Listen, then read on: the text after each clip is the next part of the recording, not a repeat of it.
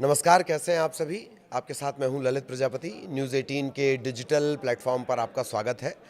थोड़ी चर्चाएं करेंगे, थोड़ी खबरें बताएंगे। थोड़ी सी खबरें आपको आहत भी कर सकती हैं और थोड़ी सी खबरें गुदगुदा भी सकती हैं। चलिए शुरू करते हैं।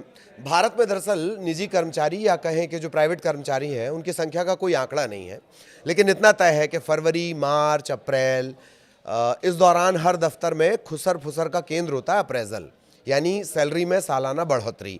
पतझड़ की आहट हो रही होती है और सूरज का जो सितम है वो बहुत ज़्यादा चुभने लगता है, लेकिन उससे ज़्यादा क्या चुभता है? उससे ज़्यादा चुभता है परसेंटेज और बेल कर्ब की बेरहमी। और भी जाने ऐसी कितने दर्द भरे अफसाने हैं, किस्से हैं। आज उनकी हम बात नहीं करेंगे। किसके दफ्तर में क्या हो रहा है ये भी हम नहीं बताएंगे, और ये दफ्तर में क्या होता है वो एक अलग मसला है। लेकिन नेताओं की बल्ले बल्ले हो गई है। उनका सालाना तो नहीं होता है, उनका अप्रेजल हो गया है। कैसे अप्रेजल होता है वो जब मैं आपको बताऊंगा तो आप समझ जाएंगे। तो आप कहेंगे कि नेताओं को दरअसल पैसे की ज़रूरत क्या है, लेकिन पैसा ही तो है जिसकी हर किसी को ज़रूरत है। अगर नहीं होती है तो ज़रूरत निकाल ली जाती है। खैर, आखिर में अदम गोंडवी का एक शेर भी सुनाएंगे। अभी अपडेट जान लीजिए। केंद्र सरकार ने सांसदों के वेतन में 24%, सही सुन रहे हैं आप, 24% की बढ़ोतरी की है। पेंशन में भी इजाफा किया गया है। अधिसूचना जारी कर दी गई है, मार्च में अभी जारी की गई है। 1 अप्रैल 2023 से इसे प्रभावी माना जाएगा। ठीक है। इस ज़बरदस्त बढ़ोतरी के साथ एरियर भी मिलेगा। पूर्व जो संसद सदस्य हैं उनके वेतन, दैनिक भत्ते, पेंशन, अतिरिक्त पेंशन, इसमें भी बढ़ोतरी का ऐलान कर दिया गया है। संसदीय कार्य मंत्रालय ने 21 मार्च 2025 को अधिसूचना जारी की है। खास बात, जैसे मैंने आपको जिक्र किया कि इसे 1 अप्रैल 2023 से ही लागू माना जाएगा, प्रभावी माना जाएगा। तो पहले सांसदों को हर महीने तकरीबन 1 लाख रुपए वेतन मिलता था, अब इसे बढ़ाकर 1,24,000 रुपए कर दिया गया है। पहले सांसदों को दैनिक भत्ता 2,000 रुपए मिलता था, इसे बढ़ाकर 2,500 कर दिया गया है। सांसद ही नहीं, पूर्व सांसदों का अप्रेजल भी हो गया है। पूर्व सांसदों को पहले पेंशन 25,000 रुपये प्रति माह मिलती थी, 6,000 बढ़ाकर अभी 31,000 रुपये प्रति महीना मिलेगी। एक और बड़ा बदलाव यह है कि 5 साल से ज़्यादा होने पर हर साल के लिए अतिरिक्त पेंशन 2,000 रुपये मिलती थी, अब वो 2,500 रुपये पर मंथ मिलेगी। सांसदों के वेतन भत्ते और पेंशन में बढ़ोतरी ठीक उसी तरह से है जैसे कर्मचारियों की सैलरी बढ़ती है। संसद सदस्यों के वेतन भत्ते, पेंशन में बढ़ोतरी के अधिकार अधिनियम 1954 की धारा 3 की उपधारा 2 के तहत सरकार को मिले हुए हैं। मतलब किसके पास है राइट? सरकार के पास। एक और खास बात कि वेतन में बढ़ोतरी महंगाई को आधार बनाकर की जाती है।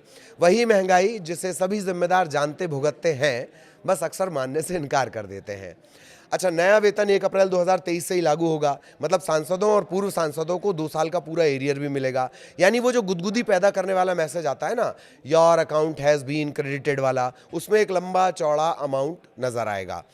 वैसे नेताओं की सैलरी की बढ़ोतरी में एक मामला और भी होता है। इसमें सर्वदलीय एकता होती है, उसके खिलाफ ना बोलने की एक अकथ सहमति होती है। मतलब उसमें कोई कुछ बोलता नहीं, सबकी आपस में सहमति होती है। यहाँ सारी पार्टियाँ एक हो जाती हैं।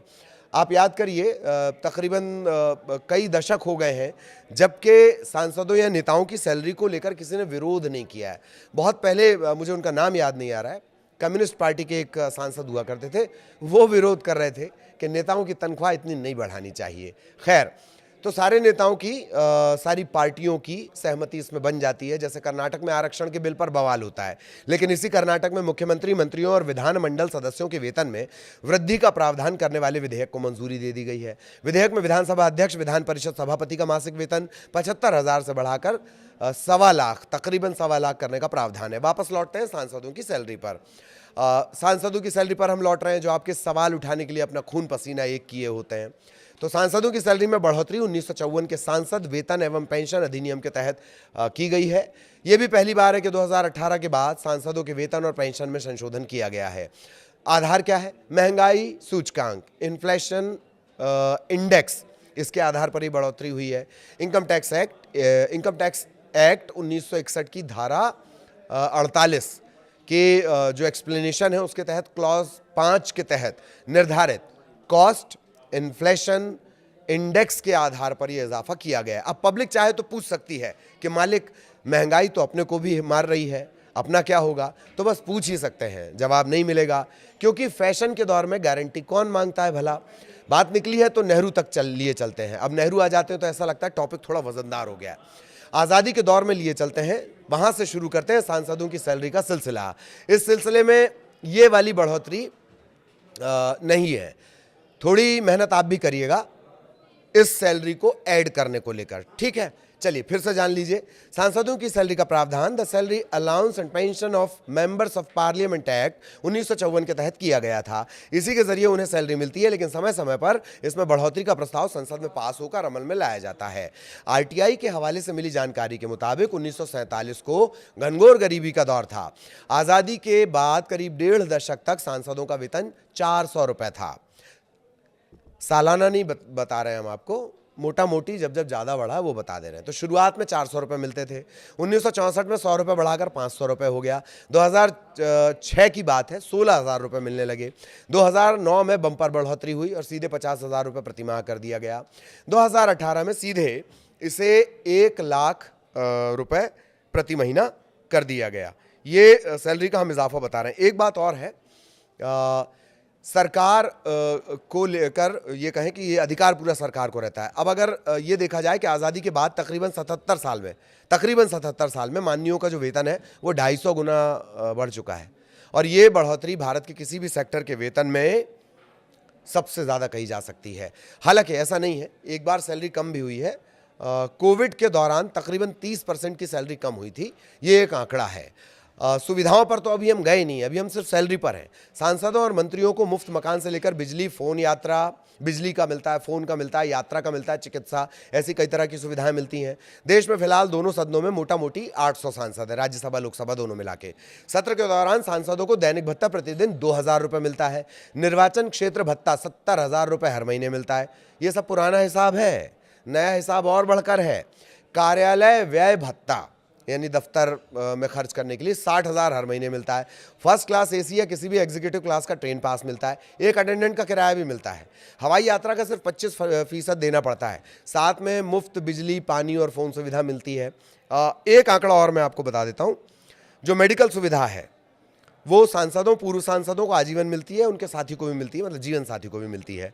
इसके अलावा गाड़ी, रिसर्च, स्टाफ असिस्टेंट और संसद की कैंटीन में सब्सिडी वाला जो भोजन है वो मिलता है। 50,000 यूनिट फ्री बिजली मिलती है। 34 हवाई यात्राएं होती हैं, फर्स्ट एसी में सीट होती है।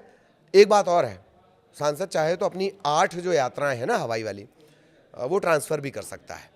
ये मैंने और इजाफा करके आपको बताया। तो यहाँ तक आपने सुविधाओं तक हो गया। अब पेंशन कितनी मिलती है? 25,000 रुपये प्रति माह।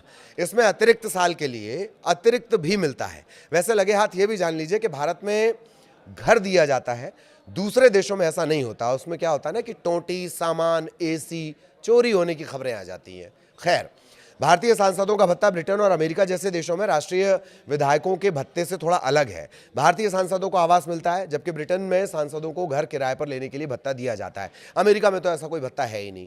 ये देश कार्यालय की जगह मुहैया कराते हैं और वो भारतीय सांसदों को नहीं मिलती। संविधान का अनुच्छेद 106 सांसदों को कानून बनाकर अपने वेतन और भत्ते निर्धारित करने का अधिकार देता है। 2018 तक संसद में समय समय पर सांसदों के वेतन को संशोधित करने के लिए संसद में कानून पास किए जाते रहे, पारित होते रहे। 2018 में वित्त अधिनियम के माध्यम से संसद ने सांसदों के लिए वेतन निर्धारित करने वाले कानून में संशोधन किया। दूसरे देशों में सांसदों का वेतन कौन बढ़ाता है? अपने यहाँ तो सरकार बढ़ा लेती है। यूके में क्या होता है, एक पूर्व सांसद होता है, पूर्व न्यायाधीश होता है, लेखा परीक्षक की कमेटी होती है। हर साल सार्वजनिक क्षेत्र की औसत कमाई के मुताबिक वेतन को सालाना तौर पर संशोधित किया जाता है। ऑस्ट्रेलिया में क्या होता है, सरकार, अर्थशास्त्र, कानून और सार्वजनिक प्रशासन के विशेषज्ञों की एक समिति बनती है, वो हर साल वेतन को संशोधित करती है। न्यूजीलैंड में क्या होता है, इसमें न्यायाधीश होते हैं, जजेस होते हैं, सांसद होते हैं, स्वतंत्र वैधानिक निकायों के सदस्यों से समिति बनती है, ये वेतन तय करती है। फ्रांस में क्या होता है, वेतन निर्धारित करने के लिए उच्चतम ग्रेड पर सबसे अधिक और सबसे कम वेतन पाने वाले सिविल सेवकों के औसत वेतन का एक फॉर्मूला लगाया जाता है। अब सवाल ये बनता है कि आपका क्या होगा? भाई आपने तो सुन लिया नेताओं की सैलरी बढ़ गई है, तो मैंने पहले ही आपसे कहा था आपका क्या होगा, नहीं होगा वो तो हमें नहीं पता। आप शेर सुनिए। हमने कहा था ना कि अदम गोंडवी का शेर सुनाएंगे। उनकी एक कविता है, वो जिनके हाथ में छाले हैं, पैरों में बिवाई है, उसी के दम से रौनक आपके बंगले में आई है। उसका आगे का शेर क्या है, इधर एक दिन की आमदनी का औसत चवन्नी का, उधर लाखों में गांधी के चेलों की कमाई है। ये शेर हमने यूं ही सुना दिया। अदम गोंडवी जो है बड़े क्रांतिकारी कवि थे। बात सैलरी की निकली, सांसदों की सैलरी का अप्रेजल भी हो गया है, प्राइवेट कर्मचारियों का हुआ नहीं हुआ वो खुसर फुसर कर रहे हैं, लेकिन चूंकि सांसदों की सैलरी बढ़ गई है इस वजह से महंगाई का मानक लगाकर ही सैलरी बढ़ गई है। कैसे बढ़ी है, कितनी बढ़ी है, आज़ादी के बाद से अब तक कितनी बढ़ी है, ये सब आपने जान लिया।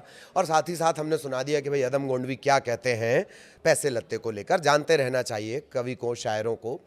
तो कमेंट करके बताइएगा कैसा लगा और क्या कुछ और चाहते हैं। चलते हैं, नमस्कार।